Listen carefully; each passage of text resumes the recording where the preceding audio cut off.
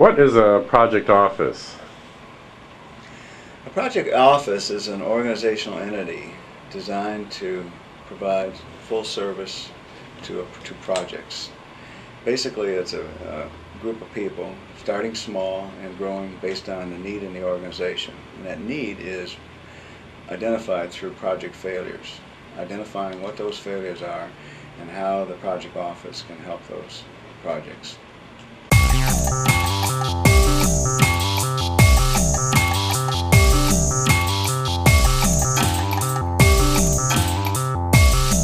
What kinds of failures do project offices arise to address? Well, I think the project office really addresses those triple constraint failures where you have specifications that aren't being met by the project initial plan. You have schedules that are overrun, and you have severe budget overruns, all resulting in failure at one point or another. And oftentimes these projects, because they are overrun for so long, are often killed because nothing seems to be producing from the project itself.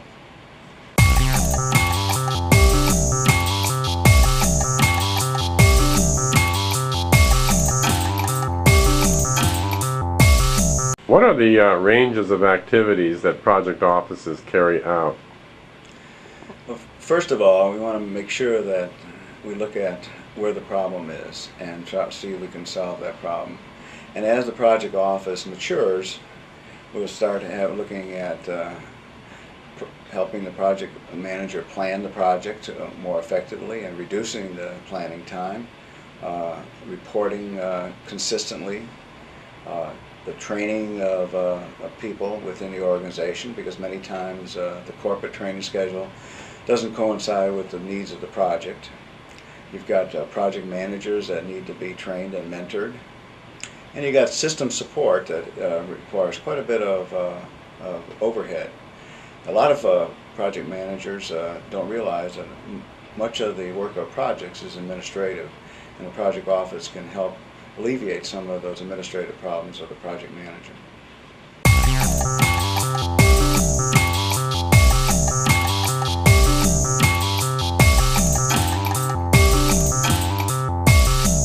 What value does a project office have? The value of a project office really depends on the organization. They have a lot of projects in organizations that have no relationship to the corporate objectives or the corporate goals. If we can streamline the number of projects in the portfolio and make them align to the overall goals of the project, we can see that we can use a lot of resources in the areas where they're needed most.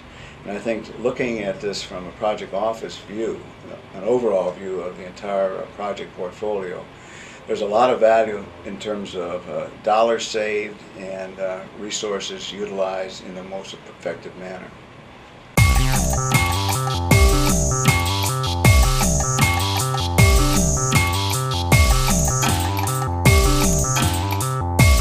What are the key challenges that you find people encounter when they try to establish a project office? I think there's 5 key challenges that have to be considered by the manager of the project office when he sets up his project office in the planning stage. First of all would be organizational denial. The organization really denies the fact that they're having problems. This is prevalent in many organizations because they sweep everything under the rug. They don't want to air their dirty laundry, so to speak. The second one would be the arrogance of the organization, especially if the organization has been a history of doing well in the marketplace, doing well in their sales, having a big backlog of business that has to be taken care of. And many times management was only say, hey, we're doing as better than anybody else in the market, why should we change? The third one would be ignorance. Ignorance of the value of project management and ignorance of how project management has to be assimilated throughout the organization. And this is where the project office can really assimilate project management knowledge throughout the organization, spread it out, make sure that we can repeat good things instead of repeating failures. The fourth one would be distrust. A basic instinct of any new organization by the people that are part of the outside that organization is, what are they trying to do? Are they really trying to help us, or they're trying to build an empire? And that change would be the fifth one. As much as we think we can change, and we are an organization that is changing with the market every day, oftentimes people are in their comfort zone and they don't want to change. And to change the way projects are managed, the way what portfolios are looked at, is something that has to be considered, because even though you can sell project management and the project office on its values, unless you can understand where the people that you're trying to sell this to are coming from, they're not going to accept it.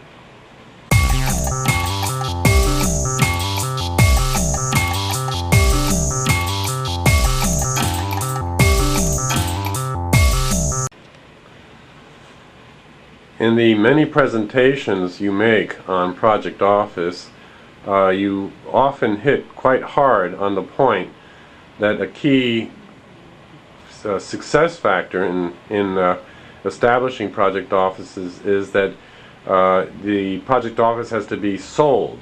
Part of the job of people who are establishing a project office is to be salespeople and to sell the concept to a bunch of audiences. Who are some of the audiences that need to be sold on the project office? There's three levels of organizational entities that have to be sold. First of all, the people that are actually going to do the project. Let's go from the bottom all the way to the top. Those people that are on the project, that have been working many times day and night, 7 days a week on projects, they see real value in adding something else to their workload. Many times project management appears to be added workload to the project team members. So they have to be sold on the value of project management, on the value of the project office, and how they can help make their life a lot easier. Then you got the middle managers, or those people that are actually designated as project managers. Many of them come from different organizations within the company. Many come from outside the organization, and they bring their own way of managing. Even though they may not be following the prescribed way of managing projects, they may have been successful and they have been managing projects for quite a bit of time. They have to be sold on the fact that we have to standardize our process so we can integrate project information, we can integrate people from one project to another, and that we can increase the number of projects that are in our portfolio because we're more effective. And then again, senior management. Without senior management's support, without them understanding what project office is all about, this plan to put a project office in place will fail very quickly. When we're talking about selling, we're talking really about what we call in project management the communications plan. This has to be an active, proactive communications at all levels within the organization. You can't wait until you have everything in place and everything right. You got to start communicating early, and you got to start communicating often. And even the slightest improvement has to be broadcast throughout the organization, because in the beginning of the project office implementation, you are very vulnerable. And this vulnerability, if it's not communicated properly, the successes of what you're trying to do, how you're helping people, getting people to make affidavits on how helpful you were. Without this type of communications, you are probably not going to have a project office very long in the organization.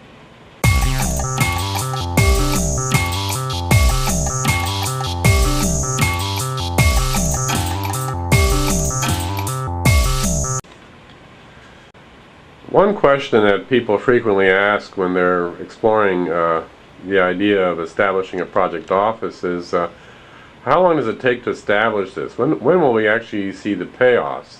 And I think many people expect that they will be seeing payoffs quite quickly. What do you think? The payoff in a project office is based on this slogan: short-term results with a long-term vision. you have to look in terms of about 6 months where you have something up and running. You got to be realistic about this. It's not going to happen overnight, because oftentimes the project office has some people that are willing to help, but they don't have any methodology, they don't have any standards in place, they don't have the software ready to implement what you want to do with the projects. So this is going to take some time, and also to get some people in to staff the project office. Often the organization doesn't have enough competent people to staff a project office because most of the competent people are already on the project being used. So what I look at in terms of staffing the project office, you may want to call in some outside help, maybe some consulting people that can help you through the initial 6 months. And I would look at a rule of thumb of maybe 70% of the staff would be consulting, with about 30% of the in-house. You also have to think in terms of training the in-house people on what the methodologies are going to be, what kind of consulting service they're going to provide, what kind of training they may provide. And then as the need starts to filter up to where we understand what the real needs of the organization are, we can start adding additional services to the project office and additional staff. Based on that concept of finding out what a need is, fulfilling that need with competent staff, you can see that probably within a year you could have a pretty well-rounded project office set of tools and services that can be provided. But no less than 6 months to get this thing off and running. So during this period, you are very vulnerable in terms of what are you doing for me lately type of attitude. And so you want to make sure that you're communicating and you get the buy-in from all people. So if you're, for example, if you're putting a methodology in place, you want to make sure that you start bringing in the business units, the technical people, the sales people, the marketing people, and get them on board on what this methodology is going to be. Get their input so they feel that they have some say in the way this methodology is going to be run within the organization. And I think that'll help in selling the service, selling the concept, and also allow you to move in a progressive manner through this first 6 months. So the short-term vision is trying to get something done and out there ready to be used within 6 months. The long-term vision is how we're going to reach the full service maturity of the project office.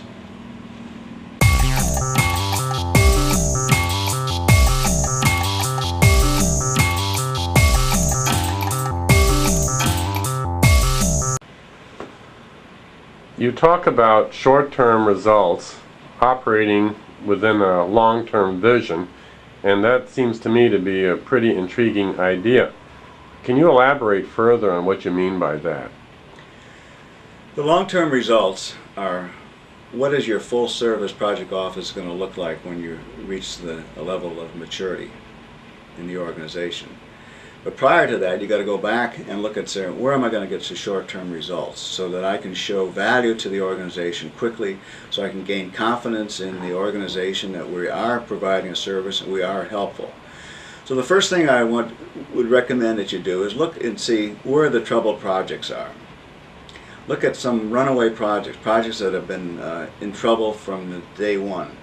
I remember going to an organization, and when you mentioned this project name, everybody snickered because they knew it was a project that was continuously failing, was not meeting any of the triple constraints that had been set out of the project or its project goals. You also want to look at a project that's running amok, and one that is very important to the organization. For example, if it's mission critical, because here you've got senior management interest. Here you got senior management's focusing on what's wrong.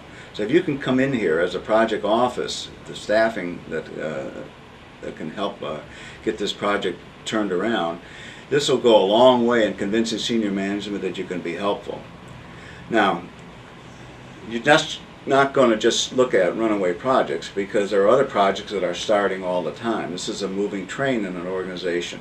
So you want to now look and say, how can I assist startups? Because if you don't assist the startups of the projects, you're going to end up with more runaways over a period of time. So we're going to look at runaway projects that have senior management interests. You want to look at startups that are mission critical so you can help those out. And you want to look at what's coming down the pike in the project portfolio. So these would be the first three items, major items that you want to look at in terms of short-term results. So it requires some competent staff or some consulting help to come in here and to be able to turn around a runaway project and to help the project start in a proper manner. Now, how are you going to start this project in a proper manner if you don't have a methodology? And many organizations do not have a methodology. Well, you don't want to spend time, the first 6 months, developing an elaborate methodology that nobody's going to follow anyways. So what you want to do is set up a framework of a methodology that could be used later on as it becomes more mature in the usefulness of the project. What we want to do is not change the way projects started out later on after we get a methodology in place. So the three things would be rein in your runaway projects, assist those startups, and to look at the project portfolio to make sure that you have some early warning of what the next major projects are coming down the pike.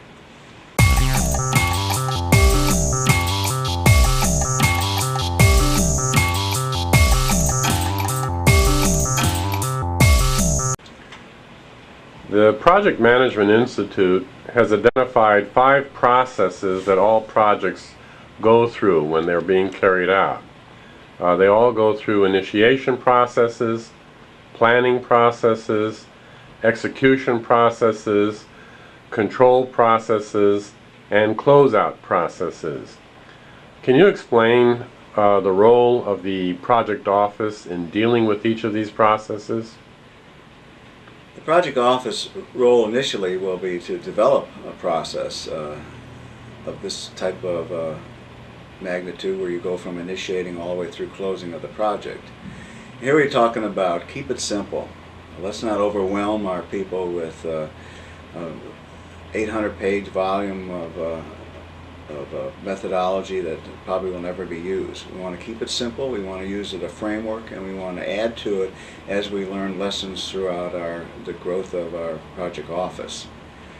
We also want to look at scalable methodology. When you're talking about planning, executing, closing out a project, you want to look at how much of methodology, what is necessary to get control of the project and to gain visibility of any pending problems. So we want to have a scalable methodology, one that's for small projects, medium projects, or large-scale projects. We also want to be able to come out and define what those projects are in terms of what the interest in the organization is. So let's go back now, assuming we have a methodology, and let's go back and see how the project office now will be able to help a project manager or the management team in the initiation of a project, which is the first phase of the project methodology. In the initiation, oftentimes, which is really the startup of the project, oftentimes the project manager hasn't been identified or is not on board at this time because they're busy managing a project that may be closing out. But yet the cycle has started. The salespeople, the market people, senior management have talked to clients, they have made promises. A lot of times this information is lost when the project manager comes on board. So the role here of the project offices now is to set up a project folder for each one of the projects. And this is not a 3-ring binder anymore, it's mainly an electronic folder where information, promises, negotiation notes, minutes of meetings, etc. can be captured, and when the project manager comes on board, a lot of this information can be debriefed by the project office manager to the new project manager that's coming on for the project. This is a critical point because you can gain a lot of confidence for the services of the project office at this point, because you have a project manager who is coming in cold and you're bringing them up to date on what has happened with the project and start introducing them to key personnel, etc., him or her to key personnel. So in setting up the project, initiating the project office can play a key role in getting the project off and running at the proper time. The next phase is the planning phase. This is the detailed planning of the project.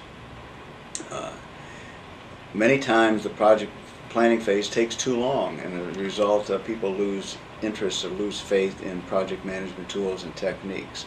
So here the project office can now provide service here with what we call internal consultants coming in, working with the project team and putting together the project plan.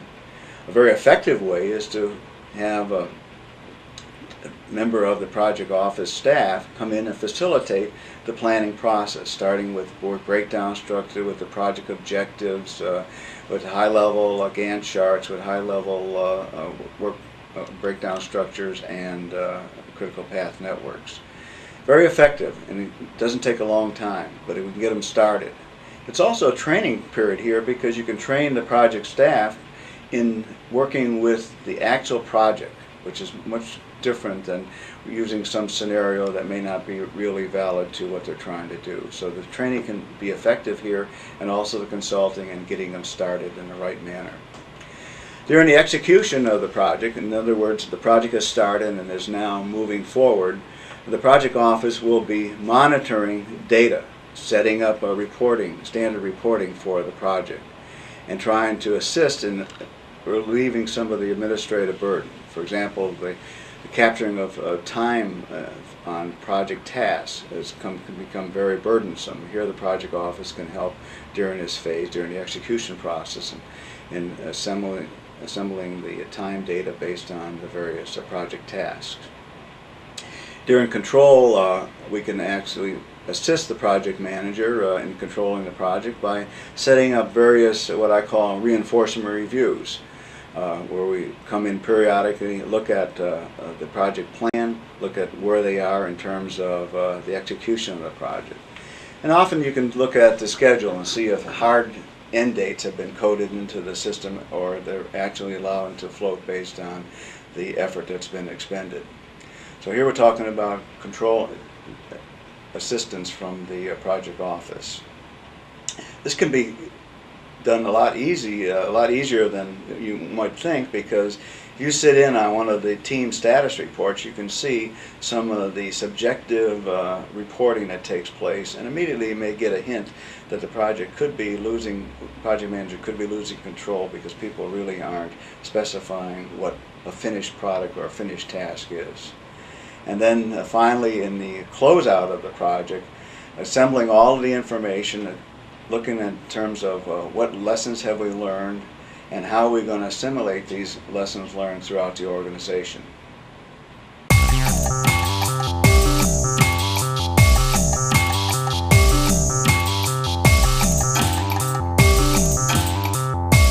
It sounds like establishing and running a project office can be a pretty tricky business, and that it's filled with pitfalls that people have to be aware of. What tips for success can you offer us? I have 8 tips that I'd like to offer you for how to make sure that your project office gets off on the right foot and has some sustainability. The first one is, don't try to do too much too quickly.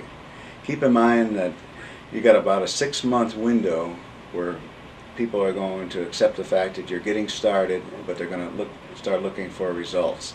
So if you spread yourself too thin with too many different things, services that you want to provide, you're not going to be able to control that growth as well as you do one or two things that you can do very successfully. So don't try to do too much too quickly in the initial stages.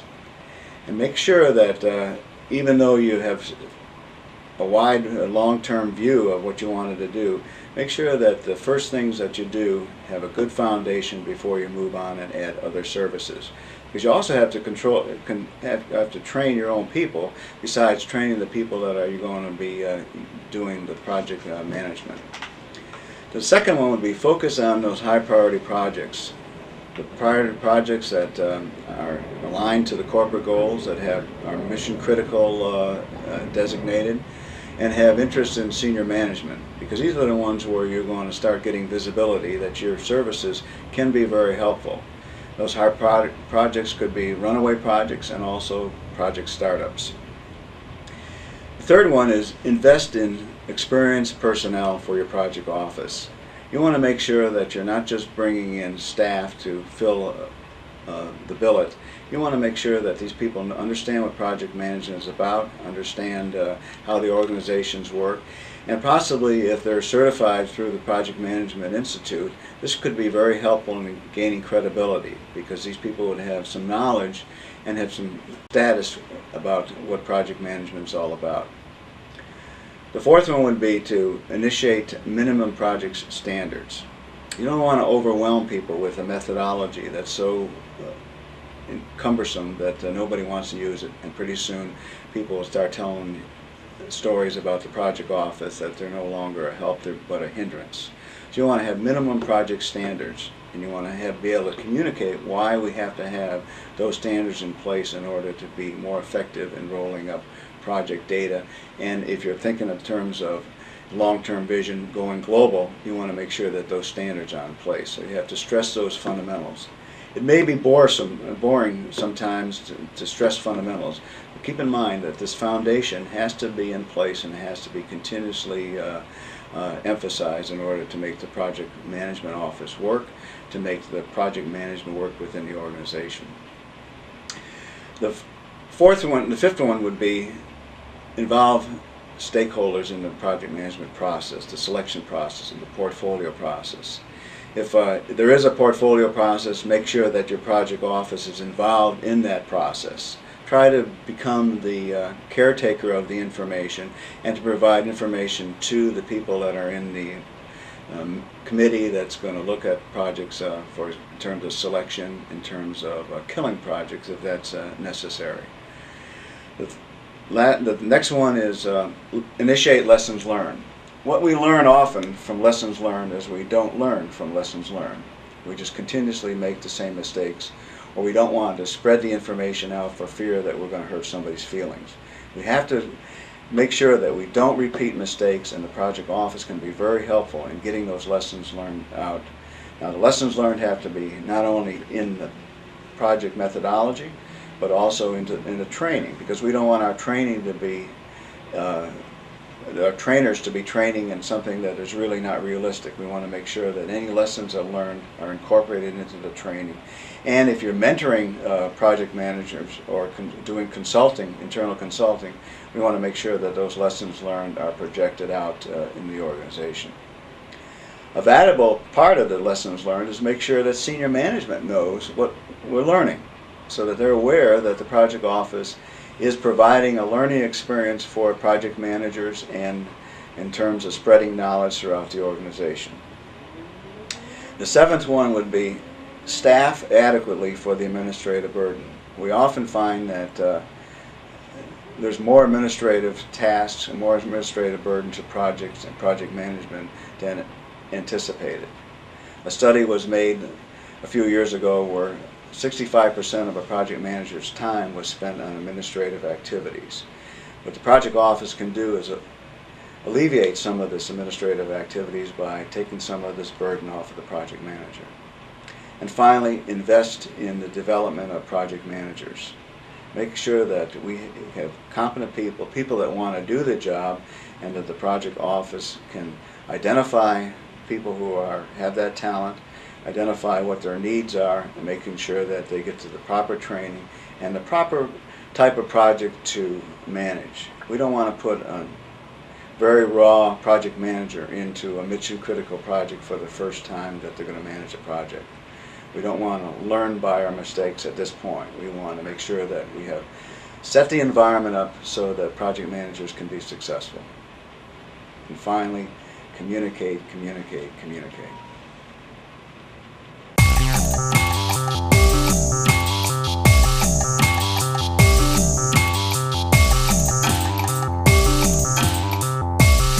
I know that in your philosophy of project offices, you feel very strongly that a critical success factor is having highly qualified, competent people in the office doing the project work and supporting the project effort of the project managers and other staff. Clearly, one way to have competent people is to hire competent people who are highly experienced and they can hit the ground running.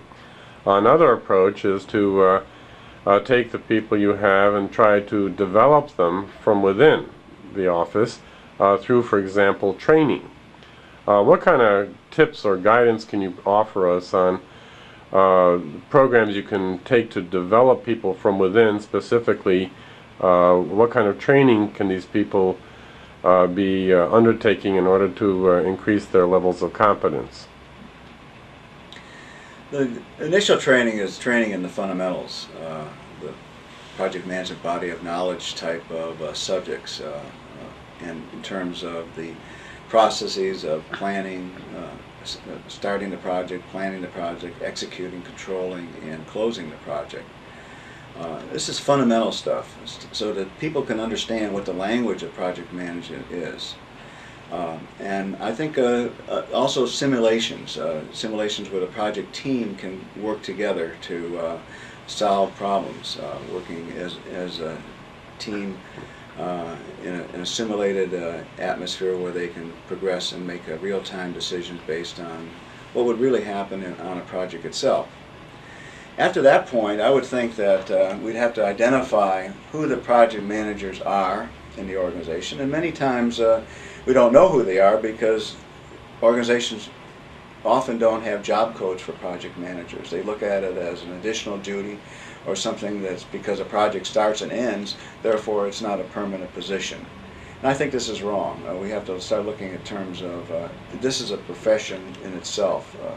So we have to start looking at who the project people are that are actually managing projects, what is their level of training and competency, and we also can see who are the ones who are interested in being project managers, because we have to always continue to feed the pipeline, because in a growth environment we have to have, we're normally short project managers, so we have to think in terms of those that are actually in that position, what their needs are, and those that are coming along, how we're going to get them along properly.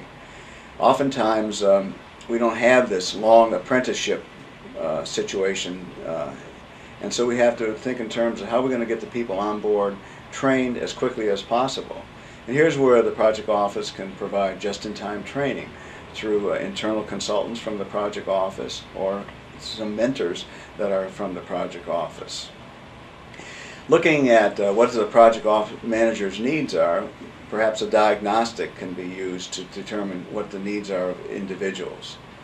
It's not a one-size-fits-all for every project manager, because there may be people who have a very strong background in finance and they don't need to go through the financial part of the project management training because they understand it. So we want to look at, see what their needs are, and develop a curriculum where we can have some individual subjects, more advanced subjects for the project managers.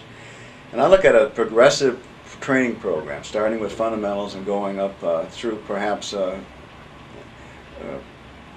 getting them to get certified by the Project Management Institute, going through that training process. If you provide that to the people, I would like to see them, since we have normally given some investment of our resources to get them trained and developed, I'd like to say that they're going to be responsible for being our mentors, those mentors outside the project office. So when we invest in them, we'd like to have them give back through mentoring those project managers that are coming along in the early stages. And I think that's very effective, to be able to be mentored by someone within the organization who understands the culture, who understands what the project management methodology is all about, and understands that they need that type of assistance throughout their career as a project manager.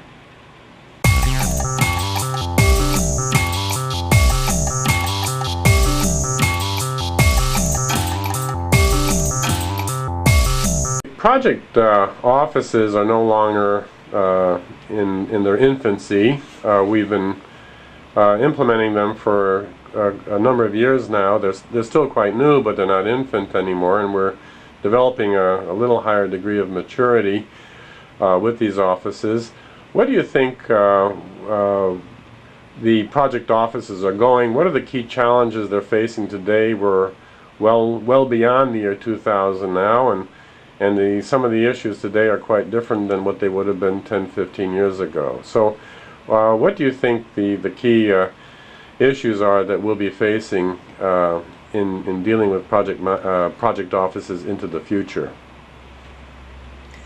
I think one of the key issues is, or key trends that we see happening is that moving towards a full service provider of project management services, but also taking some of the ancillary tasks about projects, for example, the financing, the contracting, and those kind of things, and kind of forcing those things into the project management office.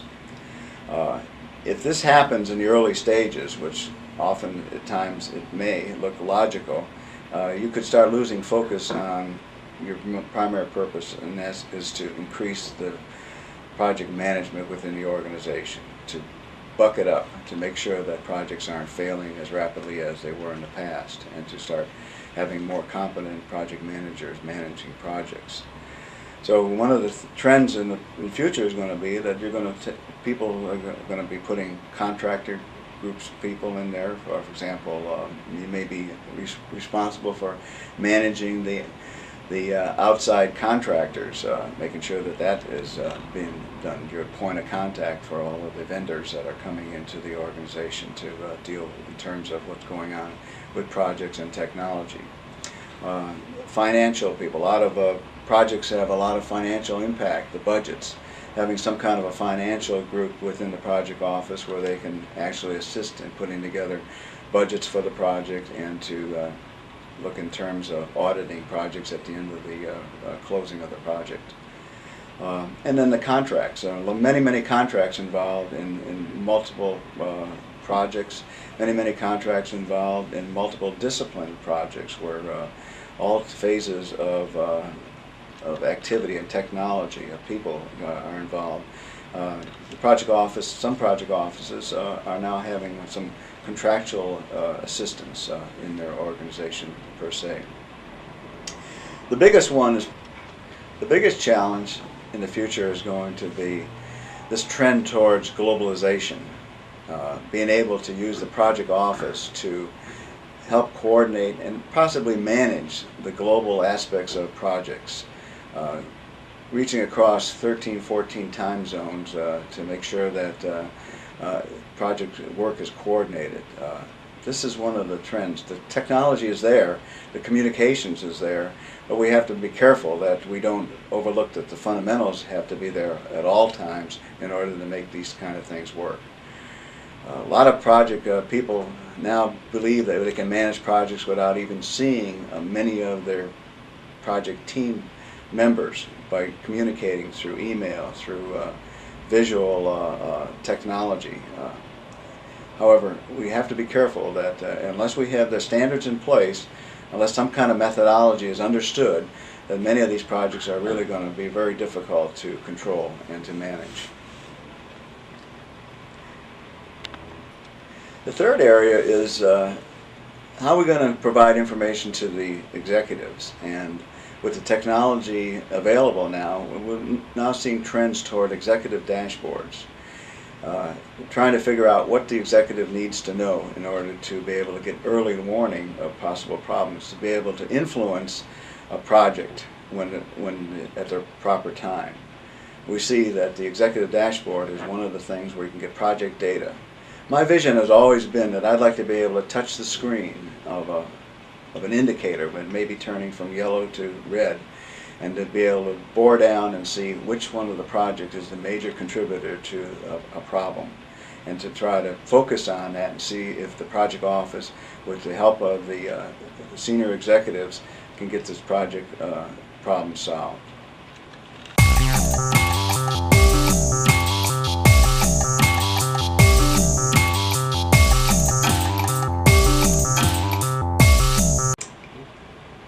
Okay. Tom, I really I'm happy that we're here again together. I've known you a long time. For 20 years we've been working together on project issues. And I'm wondering if you could provide us with a bit of a background on your experience in project management, how you got involved in it, and in particular how you got involved in this business of project offices and reached a point where you're the world's #1 guru on the project office. Can you Tell us something about that background. Sure. Uh, my background is really coming from the military, where we have a very structured environment on how to manage warfare. It's very similar to managing projects, but it was in graduate school where I really got first exposed to project management as we know it today in a production management course that I was taking at Syracuse University. I started then to think about how this could apply to the military, and started writing papers on using project management techniques in terms of planning offensive operations in the military and also defensive operations. Then when I got assigned to the Pentagon, I was in a management group and started to use project management techniques for first-line managers. After retiring from the Army, I joined Electronic Data Systems, and they were doing a lot of projects, and a lot of times the projects weren't planned very well. They were not meeting the time frame, and we weren't concerned about the budget because nobody would share that information. But we weren't meeting our schedules, and we weren't meeting the customer satisfaction rate as well as we should have.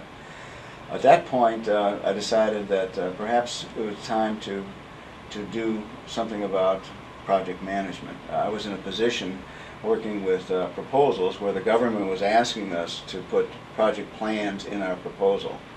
And many of us in the organization were playing lip service to this until the client came back and said, read our lips, we want to make sure that we got some detail here in this plan. And what we ended up, everybody was developing their own way of managing projects, and it turned out that if we had won 3 or 4 of these pieces of business, that we would have had a heck of a time trying to support 4 or 5 different ways to manage projects. So I came up with the idea that perhaps the proposal format, we could take at least 60% of the information required, and then use that as the boilerplate to start to give back to our potential clients how we manage projects. This started to take hold. People started asking us for that part of the proposal in more and more. And as we did that, it dawned on me that we need to have somebody on the project itself to make sure that what we had put in the proposal was actually being carried out. And this was the beginning of my first project office at EDS. About when was this? I mean, I would say that the first one was in 1985, where I started out, and I did something wrong here. I started from an organizational viewpoint and said, oh, we need some risk management, we need some planning help, etc., quality management, and things of that nature. And it looked like I was building an empire. And we were only in existence for about 10 months, and then there was a cutback in staff, and we got eliminated. And I got assigned to another area with my multiple expertise. But 5 years later, I got in a position again where I could do almost the same thing, but this time I decided to look and see where the hurt was, where the pain was, and started to provide that service initially instead of coming out with a big organizational chart. And we grew in increments as the need was there, as people started asking us for support.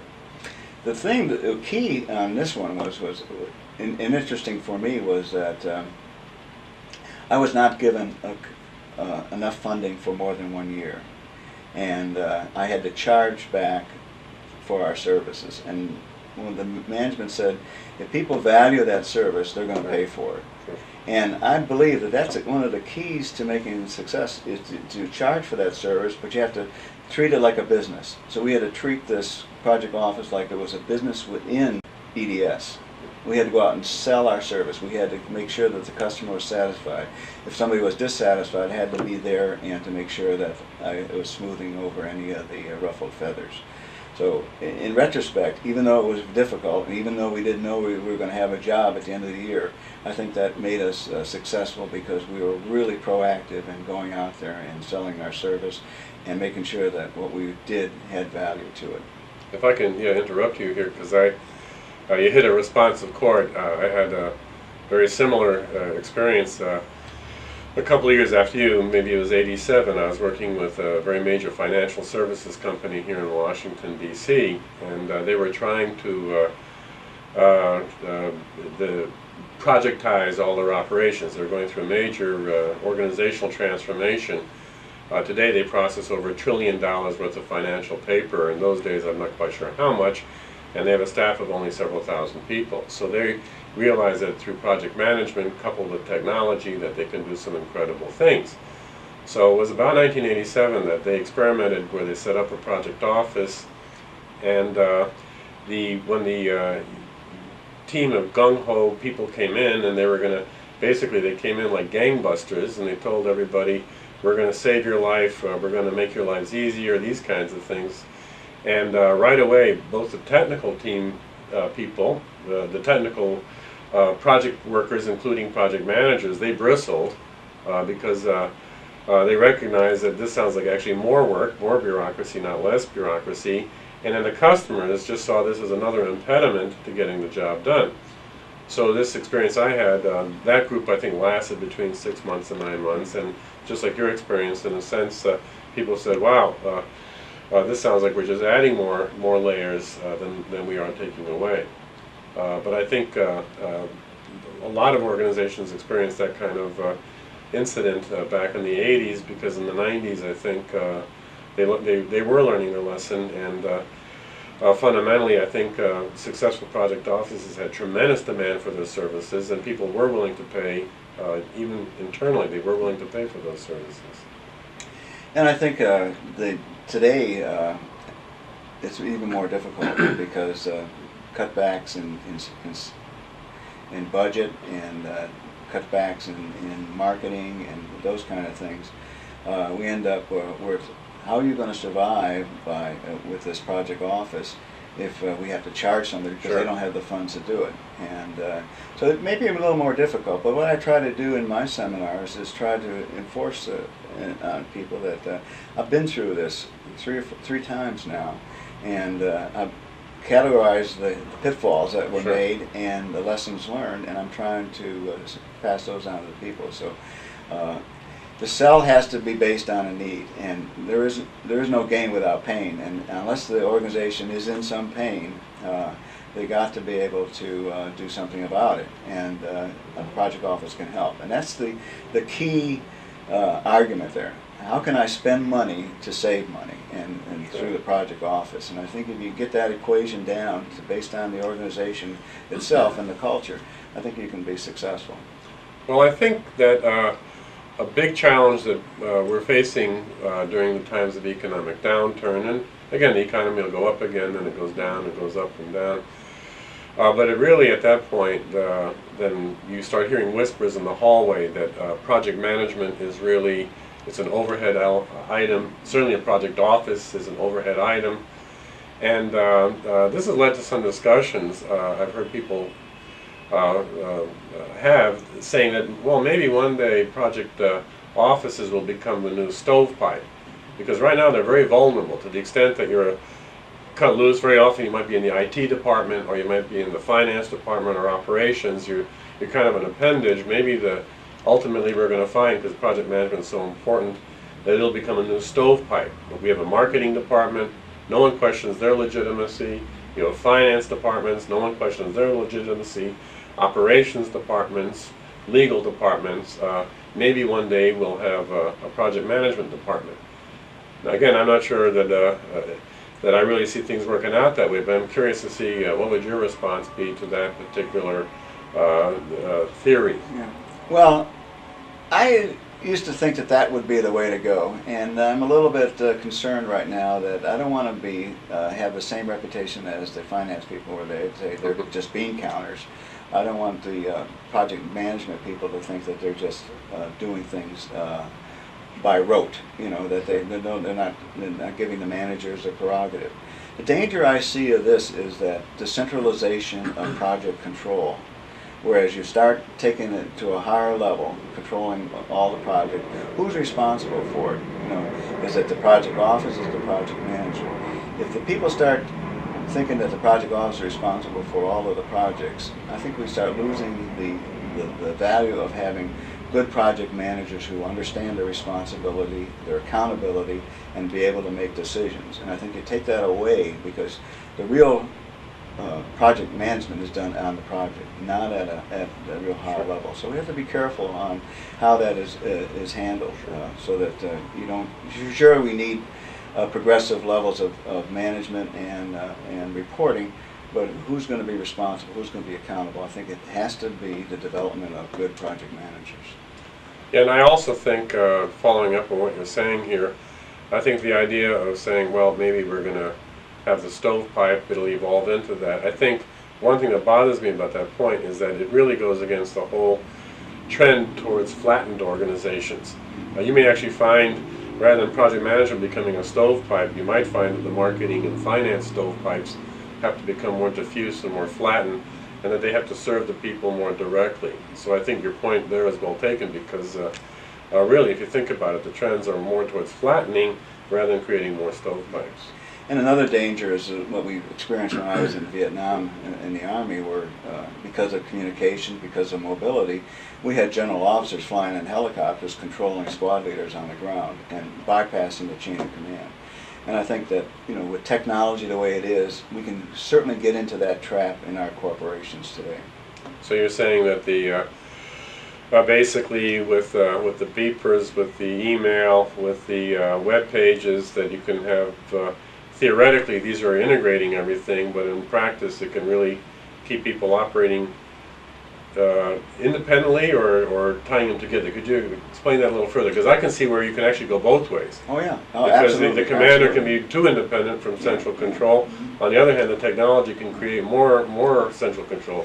Well, the problem in Vietnam was a general talking to the squad leader, but not talking to the commander who was responsible for the squad leader, and somebody making the decision based on information that's not real time, and killing people. Okay, we don't have that in. I mean, I know we call it the execution process, but that doesn't mean we're going to execute. Not literally. Yeah, right. But what I'm saying is that we have to make sure that, because we can communicate from team member to CEO, that we don't start making those type of communications a habit within the organization. I think you still have to have the project manager responsible, and people got to know that that's their reporting chain. Sure. Yeah, the irony is that the technology theoretically provides opportunity for infinite communication, maybe too much. The irony is that we have, with the technology, more opportunity for communication, but the reality is that this technology also allows you to bypass bringing key people into the loop. And I think in your book you show that communications diagram where you have the 2 people 1 channel, 3 people 3 channel, 5 people. And the one with the 5 channels is the star type of thing. It's really what we have. We can communicate around, we can communicate across, and so forth. And I think the project manager and the project office have to be concerned about the control of information, because I can handle bad news, I can handle good news, but if I have no news, then I'm going to create news, and we've got rumors going around and stuff like that, and I think it'd be detrimental to project success if we start that type of thing, even though it's available. And a lot of people like to spend some time on their email and send messages back and forth. Let me shift here a little bit. I know that when you do your preaching in Project Office, and I see you basically as a missionary, out there preaching the gospel of Project Office. I know that you keep saying, stick to the fundamentals, stick to the fundamentals. I guess that makes you a fundamentalist, I guess it does. But you say stick to the fundamentals, and I've noticed in the last couple of years that as project offices are beginning to mature and they're offering broader range of services, that they are increasingly having a cadre of support personnel, people who may or may not even have a college degree, but who are crucial to the operations. They're the ones who are going to be maintaining the timesheets. They're the ones that are doing the data entry. They're the ones who are maintaining the software scheduling packages, etc. I see that. And I guess I'm going to ask you to do a little prognostication here. How much do you see Project Office continuing to move in that direction where you're developing this cadre of people who've got to have a lot of skills to be able to support the actual project managers who are going out there, or the other project staff that will be dealing with customers and that kind of thing. And what kind of, I guess, what kind of role are they going to be playing? How do they fit in? I got a phone call yesterday from a woman who was saying that she is a project support person in a project office, and part of her problem is that nobody really respects her. She gets phone calls from project managers who basically don't feel that she's really, she doesn't have a professional title on the one hand. She'll be getting calls from customers who don't really respect her, these kinds of things. And these are some of the issues as this function is growing. Just give me some of your reactions as to what you see happening there. Well, my vision has been to put together a project office that has entry level, medium level, and experienced people. And you can look at, if you took a full service organization, your consulting people would certainly be the more experienced. Your project support people would be maybe the entry level people. If you organize this in a way where you can have progressive job categories in your organization, you can see somebody working their way through the project office and being able to get advancements, etc. Also, I'd like to see people rotated through from operations back through the project office, so you have this rotational type of thing, so you get that experience from real-time experience on a project, bring it back into the project office so you can get some new ideas, refresh the ideas of how you can provide service to the project. In terms of that person that you mentioned that didn't feel they had respect, this could be just maybe a one-person point of contact on projects, and you know, it depends on how they're perceived and the culture. Is project management valued in the organization? And oftentimes it's not.